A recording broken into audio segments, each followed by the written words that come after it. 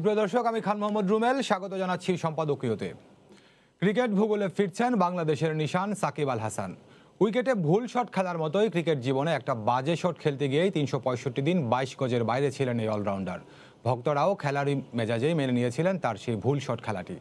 আর তাই যুবরাজ সাকিব যখন ফিরছেন তখন গ্যালারি শূন্য হলেও ক্রিকেট ভক্তদের উল্লাসে মুখর ক্রীড়াঙ্গন। এ নিয়ে আমাদের আজকের সম্পাদকীয় ক্রিকেট যুবরাজের প্রত্যাবর্তন। আর এ নিয়ে আলোচনার জন্য আমাদের সঙ্গে স্টুডিওতে যোগ দিয়েছেন নাইমুর রহমান দুর্জয়, পরিচালক বিসিবি। এছাড়া আমাদের সঙ্গে অনলাইনে যুক্ত আছেন Mohammad Salahuddin, director of coaching Gazi group, এবং খালেদ মাসুদ পাইলট, সাবেক অধিনায়ক বাংলাদেশ জাতীয় ক্রিকেট দল। দর্শক, আপনারা এই আলোচনায় সরাসরি অংশ নিতে পারবেন। এর জন্য টেলিভিশনের পর্দায় দেওয়া নম্বরে ফোন করতে হবে। এছাড়া ফেসবুকের মাধ্যমে আপনাদের মন্তব্য পাঠাতে পারেন। আলোচনা শুরুর আগে দেখে নেব এখনকার প্রধান শিরোনামগুলো। শেষ হলো সাকিবের নিষেধাজ্ঞা। সব ধরনের ক্রিকেটে ফিরতে আর কোনো বাধা থাকছে না অলরাউন্ডারের। অধীর আগ্রহে দেশ বিদেশের ভক্তরা।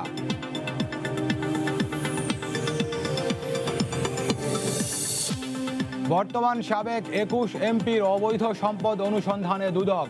প্রমাণ হলে সাজার পাশাপাশি খোয়াতে হবে পদ। নৌ কর্মকর্তা হত্যা চেষ্টা মামলায় ৩ দিনের রিমান্ডে এমপি পুত্র ইরফান। আমন মৌসুমে কৃষকের কাছ থেকে নামমাত্র ধান কিনবে সরকার। ১ টাকা বাড়িয়ে মিলারের কাছ থেকে কেনা হবে গতবারের দ্বিগুণ চাল। কৃষক নয়, লাভবান হবেন মিলার, বলছেন সংশ্লিষ্টরা। কিশোরগঞ্জে ৭ বছরের মেয়েকে গৃহকর্মীর কাজে দেওয়ার ২ মাসের মাথায় ফিরল লাশ হয়ে, শরীরে ক্ষত চিহ্ন। বাবা মা হতবাক, অভিযুক্ত দম্পতি গ্রেফতার। এবং মায়ের গোসল করতে যাওয়ার সুযোগে ৫ মাসের মেয়ে শিশু নিয়ে লাপাত্তা প্রতিবেশী নারী। একদিন পেরোলেও হদিস পায়নি পুলিশ। ঢাকা বিশ্ববিদ্যালয় থেকে নবজাতকের মরদেহ উদ্ধার। দর্শক, শিরোনাম দেখছিলেন, মূল আলোচনা যেতে চাই। বলছি আজকে আলোচনার শিরোনাম ক্রিকেট যুবরাজের প্রত্যাবর্তন। ১ বছরের নিষেধাজ্ঞা শেষ হচ্ছে সাকিবের আজকে। তো এই নিয়ে আজকে আমরা আলোচনা করব, এবং আমাদের সঙ্গে এই আলোচনার জন্য যারা যুক্ত আছেন তারা সকলেই ক্রিকেটার এবং ক্রিকেট কোচিং তারা করান। নাইমুর রহমান দুর্জয় এমপি, আপনাকে দিয়ে আলোচনা শুরু করতে চাই। আমরা বলছি যে ক্রিকেট যুবরাজের প্রত্যাবর্তন। বলা হচ্ছে যে বাংলাদেশের ক্রিকেট শুধু নয়, বাংলাদেশের গণ্ডি ছাড়িয়ে বিশ্ব ক্রিকেটের ব্র্যান্ড সাকিব। তো সাকিব যখন ১ বছরের নিষেধাজ্ঞায় পড়েন, তখনও নিশ্চয়ই আপনারা যারা সিনিয়র খেলোয়াড় ছিলেন এবং এখন বিসিবিতে আছেন, আপনারাও নিশ্চয়ই কষ্ট পেয়েছিলেন। এখন ফিরছেন, যারা ভক্ত সমর্থক আছেন তাদের সঙ্গে সঙ্গে নিশ্চয়ই আপনারাও আনন্দিত। অফকোর্স, এটা তো একটা ভালো নিউজ আমাদের সবার জন্যই। সাকিবের মতো একজন প্লেয়ার এতদিন টিমের বাইরে বা ক্রিকেটের বাইরে ছিল, এটা বাংলাদেশের ক্রিকেটের জন্য অবশ্যই একটা ব্যাড নিউজ ছিল। আবার ওর কামব্যাকটাও আমরা অবশ্যই অনেক অবাক হয়েছিলাম যে এই ধরনের একটা নিউজ আসাতে। বাট লাকিলি যে করোনা ভাইরাসের এই কোভিড-19 সিচুয়েশনে আমাদের ম্যাচ কম খেলতে হয়েছে, সেদিক থেকে বাংলাদেশ ক্রিকেট বা সাকিব দুই পক্ষই লাক ফেভার তাদের পক্ষে ছিল। তো এটা একটা ভালো নিউজ যে সাকিব কামব্যাক করছে। আমরা আবার সাকিবের সার্ভিস পাবো। সাকিব আবার আমাদের দর্শকদের পারফরমেন্স উপহার দিয়ে আবার দেশকে আনন্দিত করবে। সবাই আবার আমরা সেই পুরনো সাকিবকে, যদিও এতদিন বাইরে থাকা একটা ডিফিকাল্ট প্লেয়ারের জন্য, তারপরেও সাকিবের মতো ট্যালেন্টেড প্লেয়ার অবশ্যই তাড়াতাড়ি কামব্যাক করবে। জি, ধন্যবাদ দুর্জয় ভাই, আমাদের সঙ্গে থাকেন। বলেছি পাইলট ভাই এবং আমাদের সালাউদ্দিন ভাই আছেন। পাইলট ভাই, শুনছিলেন যে কথা বলছিলেন আমাদের নাইমুর রহমান দুর্জয় ভাই যে সাকিবের ফেরাটা সবার জন্যই স্বস্তির। তো আপনি একজন সাবেক প্লেয়ার হিসেবে একটু আপনার কাছ থেকেও জানতে চাই, আসলে প্রতিক্রিয়া তো একই ধরনের হবে, আমরা সবাই আনন্দিত, তারপরেও যদি কিছু বলেন।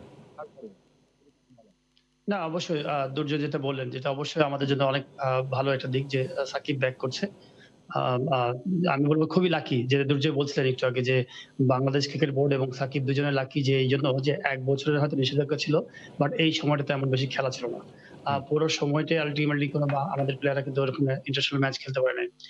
ধরে রাখতে হবে, দেখেন পজিটিভ ওয়েতে নেই যে একটা বছর হয়তো যেকোনো মানুষের চলার পথে, অনেক সময় খেলার পথে বা প্রফেশনালিতে আপনি যখন চলতে থাকেন, হয়তো অনেক সময় ব্রেকের দরকার হয়। ঠিক ওইভাবে যদি নিই যে না, একটা সময় একটা বছর তার একটা ব্রেক গেছে, আবার রিস্টার্ট। এবং সাকিবের মতো প্লেয়ার, অসাধারণ প্লেয়ার, আমি বলবো যে তার যে পারফরম্যান্স, তার যে কন্ট্রিবিউশন বাংলাদেশ টিমের জন্য, সেই আশাতে আমার মনে হয় যে বাংলাদেশ টিম আবারও সুন্দর একটা স্ট্রং একটা প্ল্যাটফর্ম তৈরি হবে। এবং আমি শিওর যে যারা ড্রেসিং রুম শেয়ার করবে, বিশেষ করে ইয়াং স্টাররা। অনেকেই আমাদের এখানে অনেক ভালো, ভালো প্লেয়ার আছে। মুশফিক, মাহমুদুল্লাহ, ধরেন তামিমের মতো অনেক খেলোয়াড় আছে।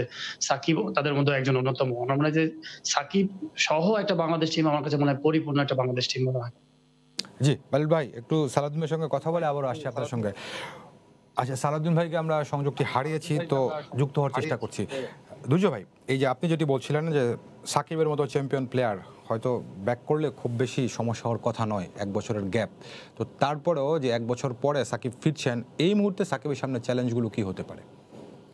মূলত এই ধরনের ব্রেকে যেটা হয় যে ফিটনেস, আর ক্রিকেটের যেটা বলবো যে স্পেসিফিক্যালি বললে ক্রিকেটারের একটা রিদম থাকে, ফর্মের ব্যাপার থাকে, অফ ফর্মের ব্যাপার থাকে, যেটা রেগুলার টাচে না থাকলে পরে সেটা ডিসকানেক্ট হয়ে যাওয়ার মতো হয় অনেক সময়। কারণ হয়তো ফিটনেস ট্রেনিংটা সবাই করতে পেরেছে, জিম করতে পেরেছে, আউটডোর আমরা বোর্ড থেকে যেই প্রেসক্রিপশনগুলি বা গাইডলাইনগুলি, হেলথ গাইডলাইন বা ফিটনেস গাইডলাইন দেওয়া হয়েছিল সেগুলি মেনটেন করেছে আমাদের প্লেয়াররা। এক্সাম্পল হিসাবে আমি দিচ্ছি যে অনেক প্লেয়ার কিন্তু ফিটনেসের জন্য কিন্তু ততটা স্ট্রাগল করতে হয়নি, কিন্তু প্লেয়ারদেরকে রিদমে ফিরতে বা টাচে ফিরতে centre wicket is a different ball game. আপনার ম্যাচ প্র্যাকটিসটা তো আরও কঠিন। কাজে সেই ম্যাচ প্র্যাকটিসটা যত এখন আমরা চেষ্টা করছি ডোমেস্টিক ক্রিকেট শুরু করার জন্য, তো সেই ডোমেস্টিক ক্রিকেটে যত তাড়াতাড়ি যে আগে যারা বেশি এক্সপিরিয়েন্স তাদের ইউজ করে যত তাড়াতাড়ি রিদমে ফিরতে পারবে, সেটাই আসলে দেখার বিষয়। এটাই মূল চ্যালেঞ্জ আসলে, ম্যাচ প্র্যাকটিস বা মাঠে সেন্টার উইকেটে প্র্যাকটিস করা, ওইখানে পারফর্ম করা, সেটাই মূল চ্যালেঞ্জ। তো এর জন্য আমি এক্সপেক্ট করি, কারণ সাকিব ইজ অ্যান এক্সাম্পল। কারণ দেখেন, ও ওয়ার্ল্ড কাপের আগে যেভাবে নিজেকে, ও কিন্তু জানতো কি ঘটতে যাচ্ছে ব্যাপারটা, তা ওই মেন্টাল প্রেশার নিয়ে ও যেভাবে নিজেকে ওয়ার্ল্ড কাপের জন্য প্রিপেয়ার করেছে, এটা কিন্তু যেভাবে পারফর্ম করেছে, তো টোটাল জিনিসটাই কিন্তু ও জানে ও নিজেকে কিভাবে তৈরি করতে হয়। তো সেক্ষেত্রে আমি মনে করি যে আসলে ওর প্রিপারেশনটা ভালো হবে। দুজো ভাই, যদি ধরেন সাকিব তো একটা বিষয়, আরেকটু যদি পেছনে ফিরি, 2000 সালে যখন আপনি টস করতে নামেন বাংলাদেশের হয়ে টেস্ট ক্রিকেটে, আজকে 2020 সাল, 20 বছর মাথায়, মানে তখন 2000 সালে আপনার স্বপ্নটা কেমন ছিল যে আজকে 20 বছরের মাথায় আমরা যেখানে আছি এরকম, নাকি এর থেকেও বেশি, নাকি আসলে কম? এখনকার কনটেক্সটটা আলাদা, আমাদের সময়ের সাথে সাথে অনেক কিছু চেঞ্জ হয়। যেমন ধরেন, এখন একটা প্লেয়ার যখন খেলা শুরু করে বা যখন প্রফেশনাল ক্রিকেটে আসে বা একটা লাইমলাইটে আসে, তখন সে কিন্তু জানে যে তার সামনে টি-20 খেলবে বেশি বা ওয়ান ডে প্রায়োরিটি দিবে না টেস্টে মনোযোগ দিবে। কিন্তু আমাদের সময় কিন্তু আসলে ছিল, ধরেন আবাহনী মোহামেডানের মতো বড় টিমে খেলা আমাদের ক্যারিয়ারের শুরুর দিকে, বা ন্যাশনাল টিমে খেলা। ন্যাশনাল টিমটা কোন ফরম্যাটে খেলবে, কারণ তখন আমরা কালে ভদ্রে ইন্টারন্যাশনাল ম্যাচ খেলতাম বছরে 2-3টা, এশিয়া কাপই একমাত্র আমাদের ভরসা ছিল। সো এখন কিন্তু অনেক মানে গোল সেট করার অনেক অপশন থাকে প্লেয়ারদের। সো 20 বছরের সময় সেই টেস্ট স্ট্যাটাসের শুরুতে আমরা কিন্তু ক্যারিয়ারের শুরুতে তো আমরা চিন্তাও করতে পারি না যে আমরা টেস্ট খেলবো, সেই ধারণাটা ছিল না। আস্তে আস্তে আমরা আইসিসি ট্রফি 97-এ জিতার পরে, 99 ওয়ার্ল্ড কাপে ভালো করার পরে জিনিসগুলি সামনে আসছে। সো ওইখান থেকে আমাদের কিন্তু তাৎক্ষণিকভাবে টার্গেট সেট করতে হয়েছে বা গোল সেট করতে হয়েছে। এখন যেটা অনেক আগের থেকে প্লেয়াররা, ধরেন একটা স্টুডেন্ট যদি বিকেএসপিতে যায়, সে বিকেএসপি থেকেই কিন্তু সেট করতে পারবে যে বিকেএসপি শেষ করে বের হয়ে টার্গেটগুলো কি কি। আমাদের সামনে কিন্তু ওইভাবে ভিশন বা টার্গেট ওইভাবে ছিল না, বাট এখন অনেক প্রিপারেশনের অনেক জায়গা আছে, অনেক স্কোপ আছে, ফ্যাসিলিটিস অনেক বেশি, অনেক ফ্যাসিলিটিস পায়, ফিটনেস ট্রেনার, আপনার fielding coach, bowling coach, batting coach সব আলাদা আলাদা, আর হেড কোচ তো থাকেই।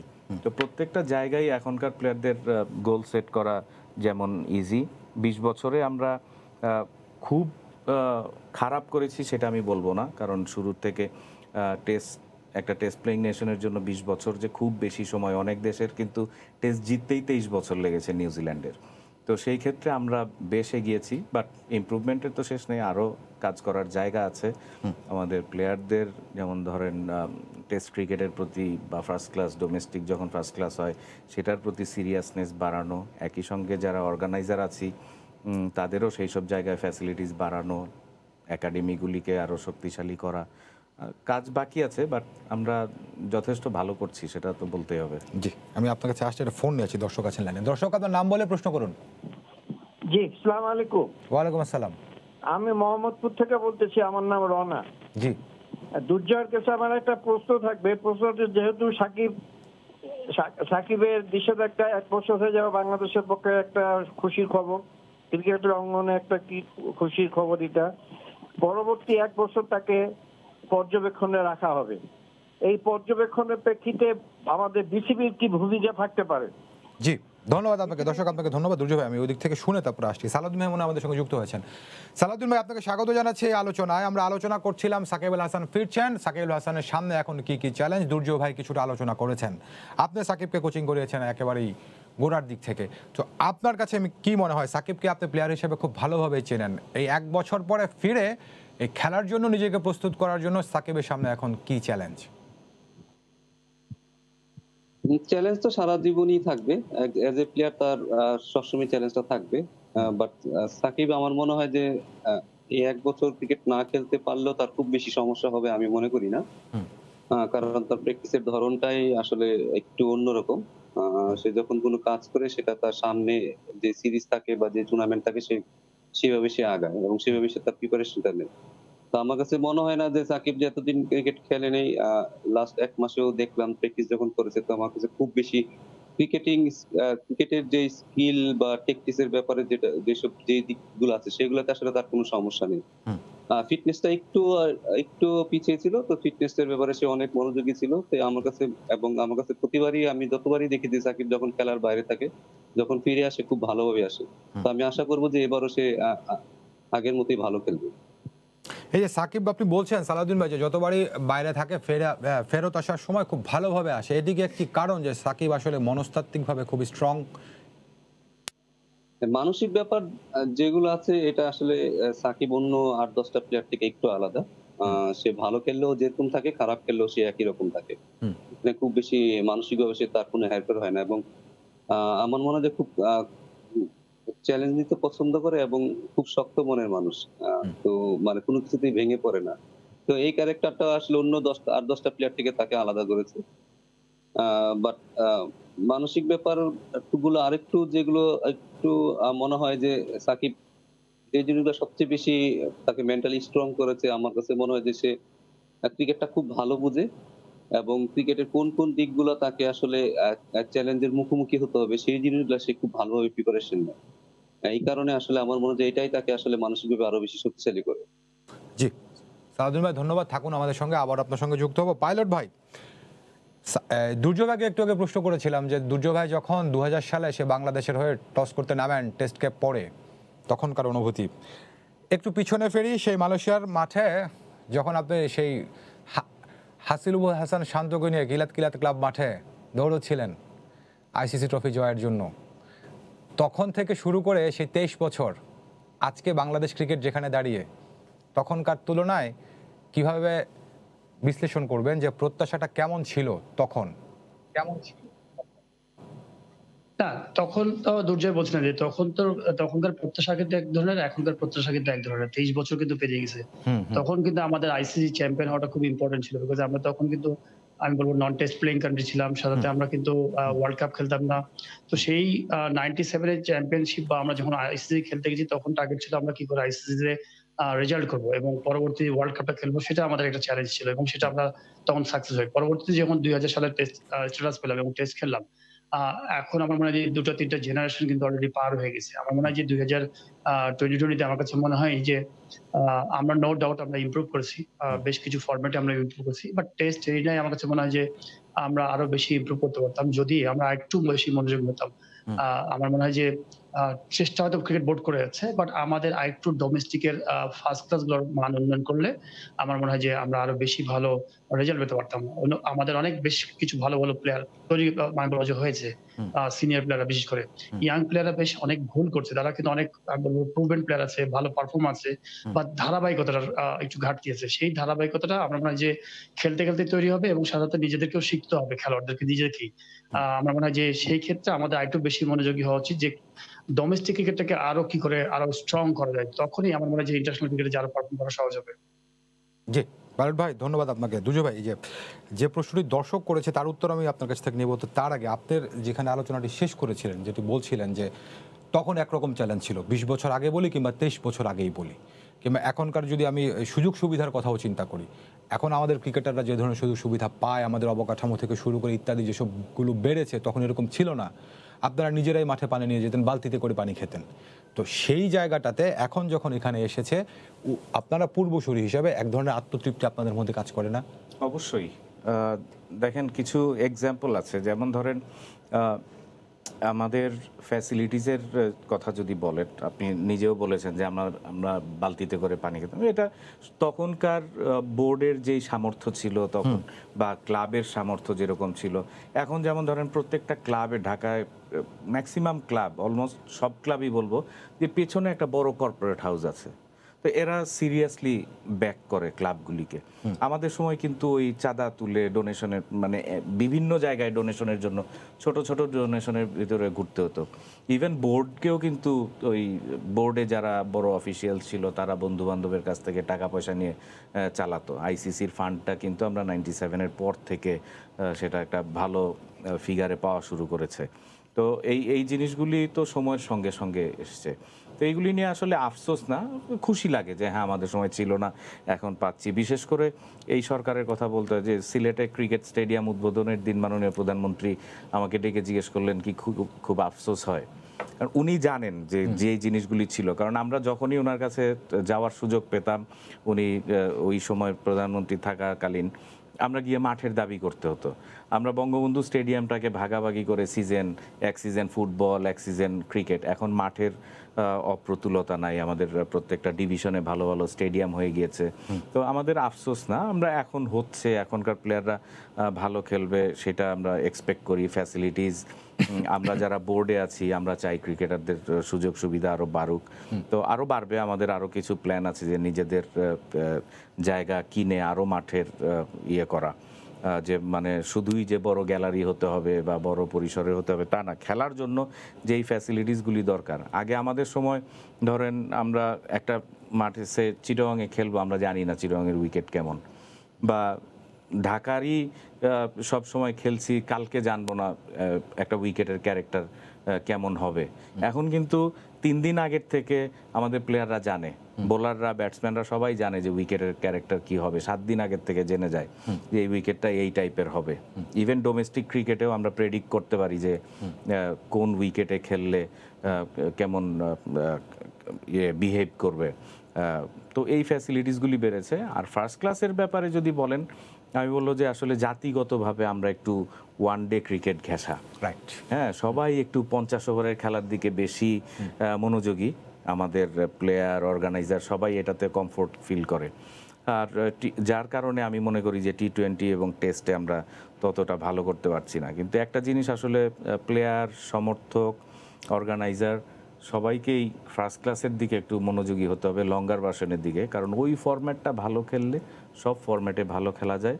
এবং যার দেশের ফার্স্ট ক্লাস ডোমেস্টিক ক্রিকেট যত স্ট্রং, তারা টিম হিসেবেও কিন্তু ততটা স্ট্রং। এই জিনিসটা মাথায় রেখে আসলে আমাদের সবাইকেই এই কাজ করা উচিত, এবং প্লেয়ারদেরও আন্তরিকতা এবং ইন্টারেস্ট লঙ্গার ভার্সনের দিকে আরেকটু বাড়ার প্রয়োজনীয়তা আমি বোধ করি। কারণ অনেক সময় দেখা যায় যে আমরা ডোমেস্টিক ফার্স্ট ক্লাস ক্রিকেটে ন্যাশনাল প্লেয়ারদের বা সিনিয়র প্লেয়ারদেরকে পেতে অনেক কষ্ট হয়। এই যে দর্শক যে প্রশ্নটি করেছেন দুর্জয় ভাই, যে বিসিবির এখন কি ভূমিকা হয়েছে আগামী 1 বছর যে পর্যবেক্ষণে থাকবেন সাকিব? আসলে বিসিবির পর্যবেক্ষণ করার তেমন কিছু নাই এই ব্যানের বিষয়ে। কারণ এই বিষয়গুলি যখন অ্যান্টি করাপশন ইউনিট, আইসিসির অ্যান্টি করাপশন ইউনিট যখন কারো ভিতরে কোনো সন্দেহ করে, ওই প্লেয়ারের সঙ্গে যখন, প্লেয়ার বলবো না, শুধু অর্গানাইজার হতে পারে, যে কোনো বুকি হতে পারে, ক্রিকেট সংশ্লিষ্ট যে কেউ, হ্যাঁ, এই বেটিং সংক্রান্ত জিনিসে কারো প্রতি যদি কখনো ইনভেস্টিগেশন করে, এটা কিন্তু বোর্ড বা আইসিসির অফিসিয়ালদের সঙ্গেও কিন্তু শেয়ার করে না। এটা টোটালি ইন্ডিপেন্ডেন্ট একটা ইউনিট আইসিসির। তো সেই ব্যাপারে কিন্তু ওরা ইনভেস্টিগেশনে কি পেয়েছে কোনো কিছু কিন্তু আমাদের সঙ্গে শেয়ার করবে না, করেও নাই। আর একটা জিনিস ওরা যেটা করে, শুধু ওই প্লেয়ারকে তার এক্সপিরিয়েন্স, প্লেয়ার কেন করেছে, ওই ভুলটা কেন করলো। যেমন সাকিবের ক্ষেত্রে দুইটা জিনিস আছে। সাকিব এর আগে কিন্তু যখন অনেক আগে একবার অফার পেয়েছিল তখন কিন্তু সে ইনফর্ম করেছিল, কিন্তু এইবার ইনফর্মটা করে নাই। তো এই জিনিসগুলি যখন হয়, এই এডুকেশনগুলি আইসিসি কিন্তু এই যারা এই ধরনের শাস্তি ভোগ করে তাদেরকে দিয়ে পরবর্তীতে কাজ করায়, আরো তাদের হেল্প নেয় বা তাদেরকে কাউন্সিলিং করায়, অন্য প্লেয়ারদেরকে বিভিন্ন প্রোগ্রামে নিয়ে যায়।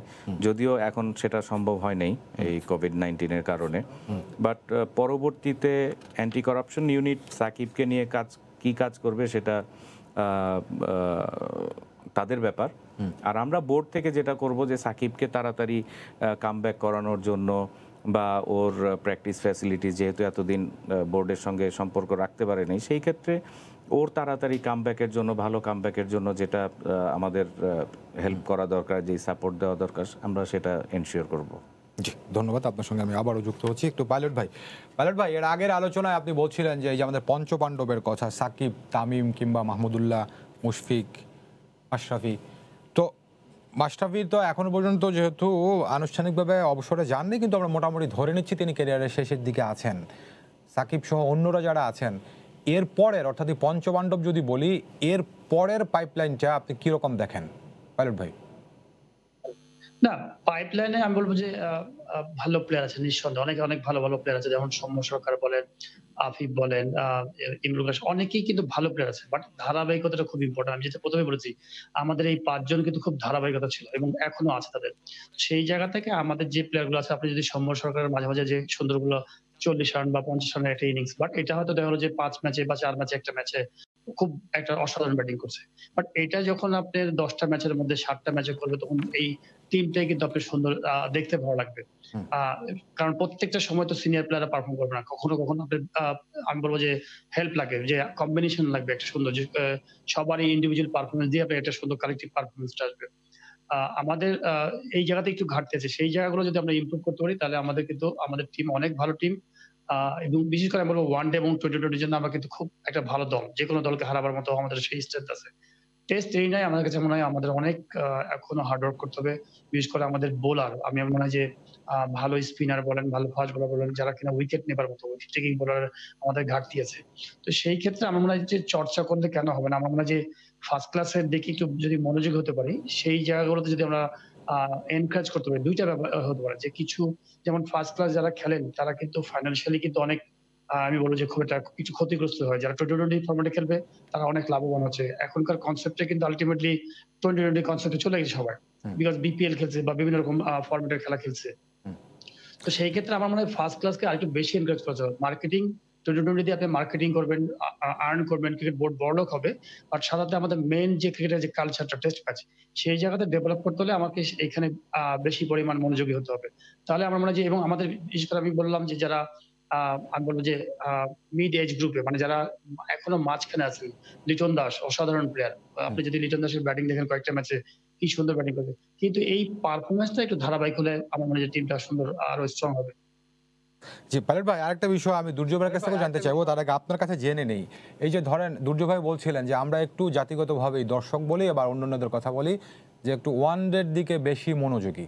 তো এটির কি কারণ বলে আপনার কাছে মনে হয়? একটি বিষয়। আবার আরেকটি বিষয়, আপনি দেখবেন যখন বাংলাদেশ কোনো ইন্টারন্যাশনাল ম্যাচ খেলে, সেটি হোক মিরপুরে কিংবা দেশের অন্য কোনো জায়গায়, মাঠে দর্শক উপচে পড়ে, কিন্তু আপনার এই যে ঘরোয়া ক্রিকেটে দর্শকের উপস্থিতিটা তো অতটা হয় না। আগে যেরকম ধরেন আবাহনী, মোহামেডান বলি কিংবা অন্য বড় দলের ম্যাচগুলোতে যেরকম হতো, এরকমটা হয় না তারকা প্লেয়াররা থাকলেও। তো এটিও কি একটি কারণ কিনা যে আপনার ওই যে আমরা যেটি বলছি যে আমরা ডোমেস্টিককে বেশি প্রতিদ্বন্দ্বিতাপূর্ণ করতে পারছি না, এগুলোর পিছনে? না, ২-৩ টা কারণ আছে। সময়ের সাথে সাথে কিন্তু আপনার চেঞ্জ হয়েছে আমার কাছে মনে হয় যে, একটা সময় কিন্তু আপনি যদি দেখেন টিভিতে তেমন লাইভ টেলিকাস্ট ম্যাচ আমরা দেখতে পারতাম না। আমরা ইন্টারন্যাশনাল ম্যাচ বাংলাদেশে তেমন দেখতে পারতাম না। তো এখন প্রচুর পরিমাণে মাঠে বসে থেকে বাংলাদেশী মানুষরা কিন্তু মাঠে বসে থেকে মিরপুরে অনেক খেলা দেখছে। চিটাগাংয়ে বসে থেকে খেলা দেখছে। ইন্টারন্যাশনাল এবং গ্রেট প্লেয়ারদের খেলা দেখছে। এটার কারণেই কিন্তু আপনি আল্টিমেটলি ডোমেস্টিকে হয়তো জিনিসটা একটু ঘাটতি পড়েছে। বাট এটাও ঠিক, আমার মনে হয় যে এই সময়টাকে কাজে লাগানোর জন্য আমার কনসেপ্টটাকে একটু চেঞ্জ করা দরকার, যে আমার ডোমেস্টিক থেকে কি করে আরো সুন্দর মার্কেটিং করা যেতে পারে, কি করে প্রমোশন করা যেতে পারে, যেন মানুষ যেন জানতে পারে যে না বাংলাদেশে খেলা হচ্ছে এবং ঢাকা লিগে খেলা হচ্ছে এবং এখানে ভালো ভালো প্লেয়াররা খেলছেন।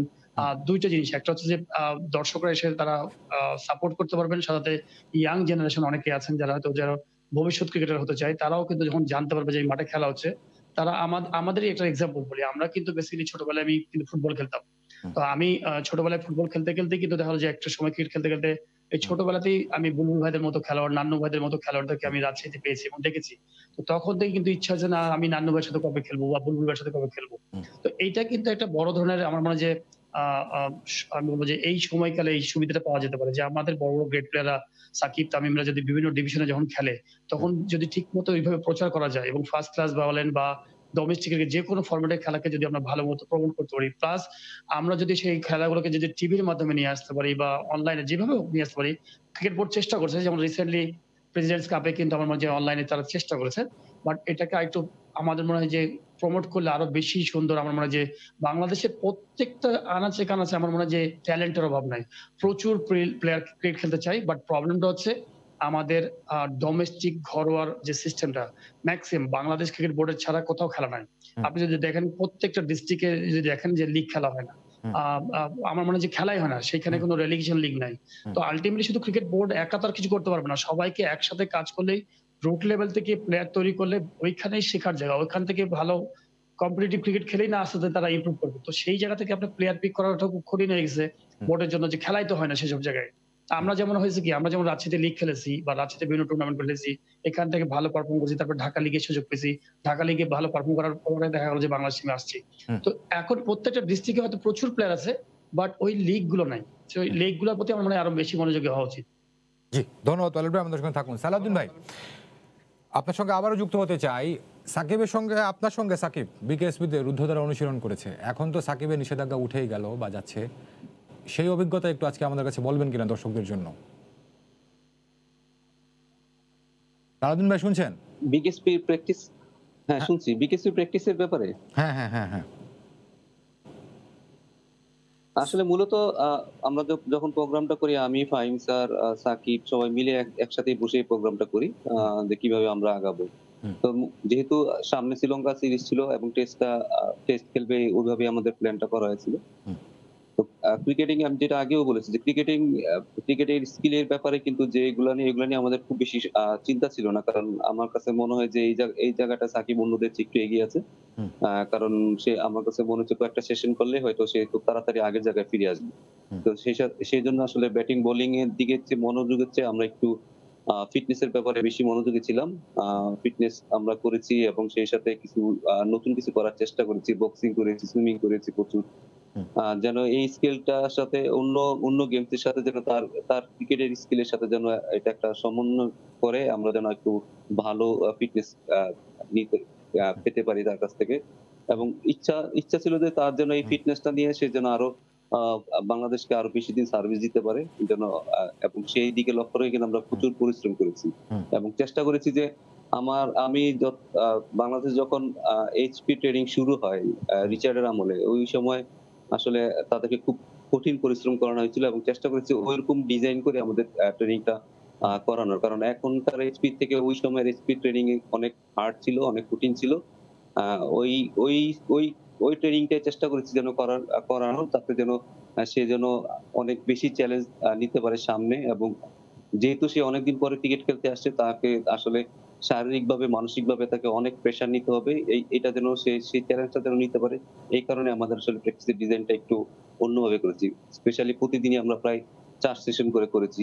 সকালে একবার ফিটনেস, তারপরে আবার আ আ হয়তো ব্যাটিং, বিকালে আবার জিম করেছি অথবা বক্সিং ট্রেনিং করেছি অথবা সুইমিং করেছি। তারপরে আবার ক্রিকেট স্কিল করেছি। তো এইভাবে আমার কাছে মনে হয় যে ১ম ২ সপ্তাহ আর ৩ সপ্তাহ অনেক কঠিন ছিল। তারপরে আস্তে আস্তে সেটা ভালোভাবে অ্যাডাপ্ট করে যায় এবং আস্তে আস্তে আমরা এটা গেমের দিকে নিয়ে যাওয়ার চেষ্টা করেছি। ব্যাটিং এর ব্যাপারে আমি বলব সাকিব ব্যাটিং এ আগের চেয়ে হয়তো আরো ভালো করার সুযোগ আছে সামনে। বোলিং এর ব্যাপারে আমি বলব যে বোলিং সাকিব একেবারে গড গিফটেড। এটা নিয়ে তার খুব কম পরিশ্রম করলেও চলে, বাট তার চেয়ে যেন সে ইমপ্রুভ করতে পারে আমরা সেই দিকটাও লক্ষ্য করে গেছি। সালাউদ্দিন ভাই, যে আপনার এইচপির সাকিবের কথা বলছিলেন, সে রিচার্ড ম্যাকেন্সার এইচপিতে থাকা সাকিব আর আজকের 2020 সালের, কিংবা ধরেন যদি আমি গত বছর নিষেধাজ্ঞা যাওয়ার আগের কথাই বলি 19 সালের সাকিব, দুইটার মধ্যে কিরকম পার্থক্য দেখেন তুলনামূলকভাবে? এখন পার্থক্য তো এখন আসলে মাথা সবচেয়ে বড় পার্থক্য, যে সে এখন ক্রিকেটটা অনেক ভালো বুঝে এবং সে নিজেই বুঝে আসলে তার কি করতে হবে। হয়তো আগে ইয়াং ছিল তখন হয়তো এই জিনিসটা বুঝতো না, কিন্তু এখন সে বুঝে আসলে তার কোন জায়গাটা নিয়ে তার কাজ করা উচিত বা কোন চ্যালেঞ্জটা তার সামনে আছে সেই দিকটা সে খুব ভালোভাবে বুঝে। এবং স্পেশালি আমি যে গল্পটা বলতে চাই সেটা হচ্ছে যে ওয়ার্ল্ড কাপের আগে কিন্তু আমি যখন হায়দ্রাবাদে ছিলাম একসাথে কাজ করেছি, তখন কিন্তু আমার চেয়ে কিন্তু সাকিবই বেশি বলতো যে আসলে সে ইংল্যান্ডের কোন জায়গায় খেলবে, কোন ধরনের উইকেটে খেলবে, কোন ধরনের বলার তার এগেইনস্টে বল করবে এবং কোন ধরনের শটস তাকে অ্যালাউ মানে সে খেলতে পারবে, কোনগুলা খেলতে পারবে না। এই জিনিসগুলা কিন্তু সে কিন্তু এখন অনেক ভালো বুঝে এবং এই কারণে আমার মনে হয় যে তার নেক্সট যেই সিরিজ গুলো সামনে আছে আমার মনে হয় সেগুলোও সে খুব আমার মনে হয় খুব এটা নিয়ে পড়াশোনা বলবো না, সেটা নিয়ে খুব চিন্তা করে এবং এই কারণে সে কিন্তু ভালো খেলে। জি, ধন্যবাদ সালাউদ্দিন ভাই। আর একটা ফোন নেমে আসছি। দর্শক, আপনার নাম বলে প্রশ্ন করুন। দর্শক, নাম বলে প্রশ্ন করুন। আসসালামু আলাইকুম। ওয়ালাইকুম আসসালাম।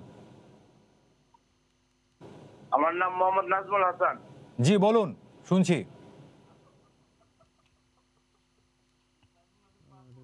সাকিব আল হাসান কি আপনার টেস্টের ক্যাপ্টেন থাকবে? জি ধন্যবাদ, জানার চেষ্টা করব। হয়তো এইটি হয়তো বিসিবি পরবর্তীতে সিদ্ধান্ত নেবেন। যে দুর্জয় ভাই, যে টার্গেটের কথা বলছিলেন না এর আগে আপনি, যেটি কিংবা এই যে 2000 সাল থেকে শুরু করে কিংবা 97 থেকে শুরু করে টার্গেট, তো আজকে যদি আমি 20-এর কথা বলি কিংবা 18-19-এর কথাই বলি কিংবা এর আগের কথাই বলি, ধরেন এখন আমরা ওয়ার্ল্ড কাপ খেলতে যাই, আমরা কিন্তু মুখে বলি না, কিন্তু আমাদের ভাবে সাবে আমাদের গণমাধ্যম বলেন, প্লেয়ার বলেন কিংবা আপনাদের সংগঠক বলেন, ফাইনালি টার্গেট করি আমরা। হয়তো সরাসরি ঘোষণা দিয়ে যাই না। অন্য কোনো টুর্নামেন্ট খেলতে গেলে মোটামুটি এটাই থাকে আমাদের টার্গেট। তো এই যে সাহসটা দেখা, এটিও তো একটি অর্জন। আমরা সাফল্য ব্যর্থতার গল্প যদি এক পাশে রেখে এই সাহসটা দেখাটাও তো একটা অর্জন। অবশ্যই। তো এইটা কিভাবে সম্ভব হলো যে আমাদের ক্রিকেটার বলেন আর আমাদের সংগঠক বলেন, এটা তো এক ধরনের কি বলে যে সাইকোলজিক্যাল চেঞ্জের ব্যাপার। দেখেন, যে কোনো জিনিসই পরবর্তী ধাপ বা উপরের ধাপে যাওয়ার পিছনে একটা সাকসেস থাকতে হয়।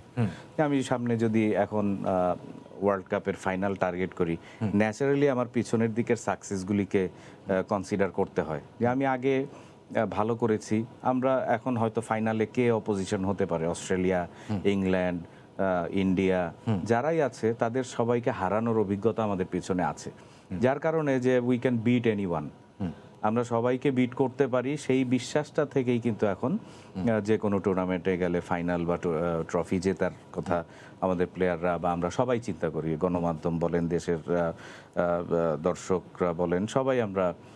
আর বাংলাদেশের এমন একটা অবস্থানে গিয়েছে এখন যে শুধু বাংলাদেশ না, আমাদের ওভারসিজেও কিন্তু আমাদের ফ্যান্স বেড়েছে।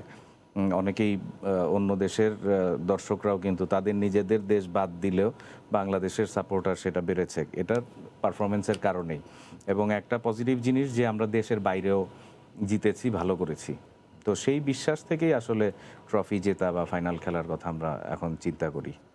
আচ্ছা, আরেকটা বিষয়, দর্শক যে প্রশ্নটি করেছেন এই ব্যাপারে কিছু বলবেন আপনি? আসলে যে সাকিব আমাদের টেস্ট ক্যাপ্টেন্সির কি হবে, বা আসলে ক্যাপ্টেনের ব্যাপারটা তো বোর্ড মিটিংয়ে ডিসিশন হয়, এটা এই ব্যাপারে এখন কোনো আমাদের আলোচনা নেই। আচ্ছা, আরেকটা বিষয় দুর্জয় ভাই, এই যে পাইলট ভাইয়ের কাছে যেটি জানতে চাইছিলাম, ধরেন এই যে দর্শকের কথা আমরা বলছিলাম যে ইন্টারন্যাশনাল ম্যাচ তখন বাংলাদেশ খেলে, সেটি হোক অস্ট্রেলিয়া কিংবা হোক জিম্বাবুয়ে, কাউকে ছোট বড় করছি না, আমি একটু বলতে চাই, মাঠ কিন্তু উপচে পড়ে দর্শকে। মাঠ উপচে পড়ে, বাংলাদেশের ক্রিকেট এখন নাম্বার ওয়ান গেম, সবাই চায়। কারণ এটার কারণ কি? পারফরমেন্সই তো, প্লেয়াররা ভালো করে বলেই তো মানে মানুষ আসে। আর ডোমেস্টিকের ব্যাপারটা আসলে ওই পাইলট যেটা বললো, আমরা সবাই ফিল করি যে আসলে আগের সেই ক্রেজ, চার্ম, ক্লাব বেসিস যে জিনিসটা সেটা নেই। আর এর পিছনে কিছু কারণ আছে, দুই একটি ক্লাব ছাড়া অনেক ক্লাব অর্থনৈতিকভাবে সেরকম শক্তিশালী না হওয়াতে কম্পিটিশনটা কমে গিয়েছে।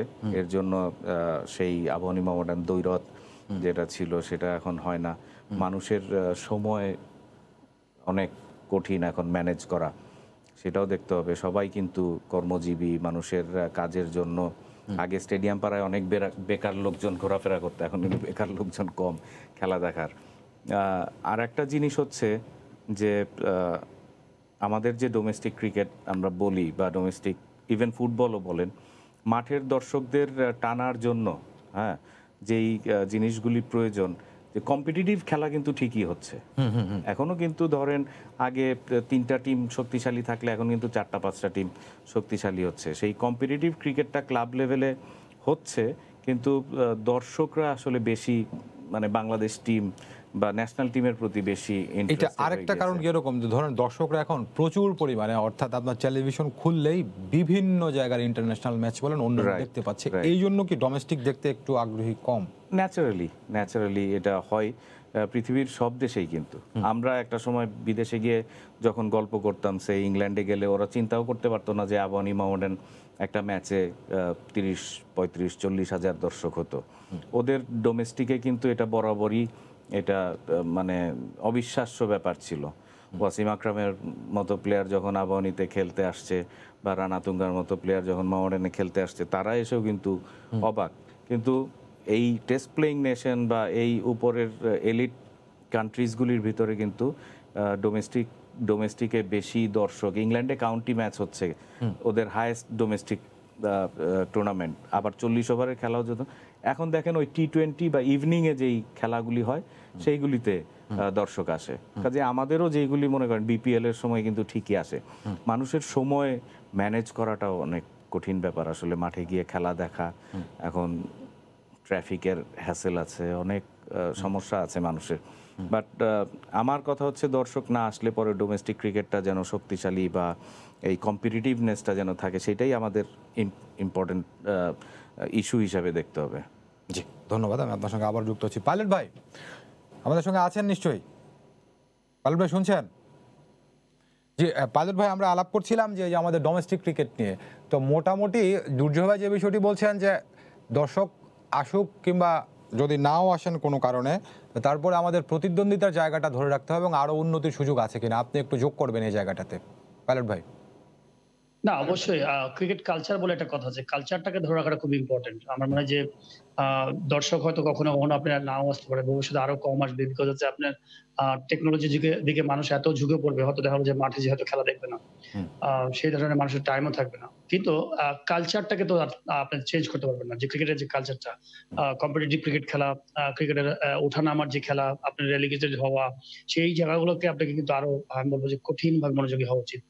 এবং প্রত্যেকটা জায়গায় আমার কাছে মনে হয় যে টিম গুলা যেন প্রসেসিং যেভাবে একটা বেরিয়ে আসে, ডিস্ট্রিক্ট খেলবে, একটা ডিস্ট্রিক্ট ন্যাশনাল চ্যাম্পিয়নশিপ, বিভাগে খেলা হবে, এনসিএল খেলা হবে, বিসিএল খেলা হবে, সেই খেলার মানগুলো যেন শুধুমাত্র আমি নো ডাউট আমি বলবো যে বিসিবি খুব সুন্দরভাবে করে আছে, বাট এটার প্রতি আরো বেশি মনোযোগী হওয়া, যে না আমরা এটাকে কালচারটাকে আরো ধরে রাখার জন্য ভালোভাবে আরো করতে হবে, তাহলে কিন্তু প্লেয়ার বেরিয়ে আসবে। এবং আমি প্রথমে এটা বলছিলাম যে দেখেন, বিসিবি আমি বলবো নো ডাউট খুব অসাধারণ কাজ করছে সেন্ট্রালি, কিন্তু সেন্ট্রালি তখনই ভালো হবে যখন নিচ থেকে যখন মানে আমি প্লেয়ার গুলো বেরিয়ে আসবে।